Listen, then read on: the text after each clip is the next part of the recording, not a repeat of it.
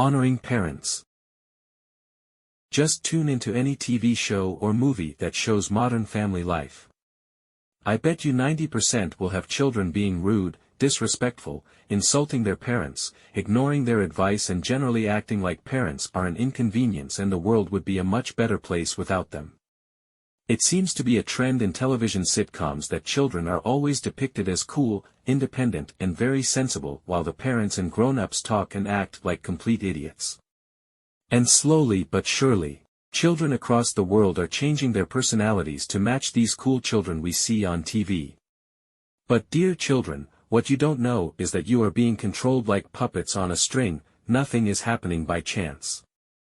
This was all part of Alice Bailey's 10-point plan to destroy Christianity and usher in the New World Order. We have looked at Alice Bailey before, and we have mentioned that she was a Theosophist and also a Freemason. Point 2 of the plan is, reduce parental authority over the children. Bailey said, break the communication between parent and child. So that parents do not pass on their Christian traditions to their children, liberate children from the bondage of their parents' traditions.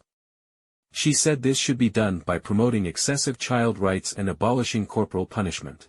This is also being done using Point 8. Point 8 says use media to promote and change mindsets. Alice Bailey said the greatest channel you need to use to change human attitudes is media. Use the press, the radio, TV, cinema.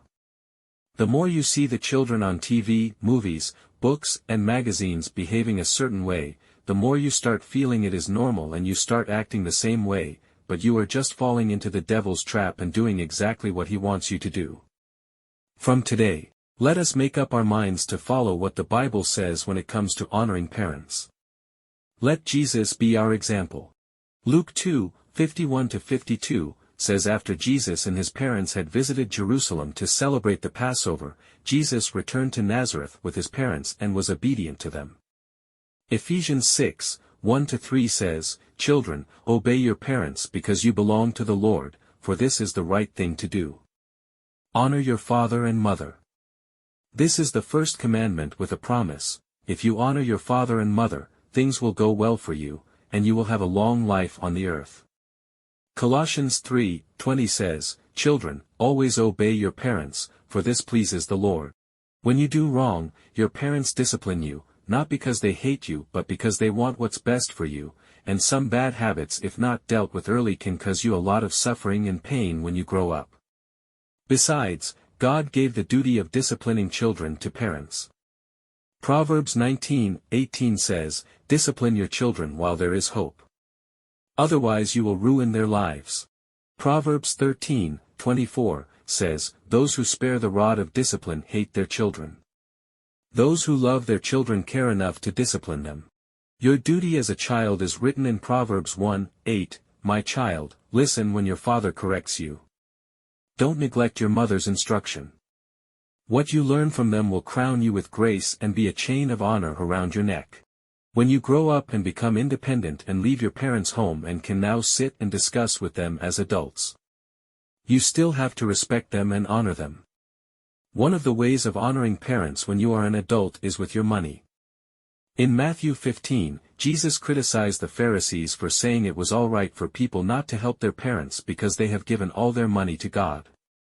1 Timothy 5:8 says, But those who won't care for their relatives, especially those in their own household, have denied the true faith.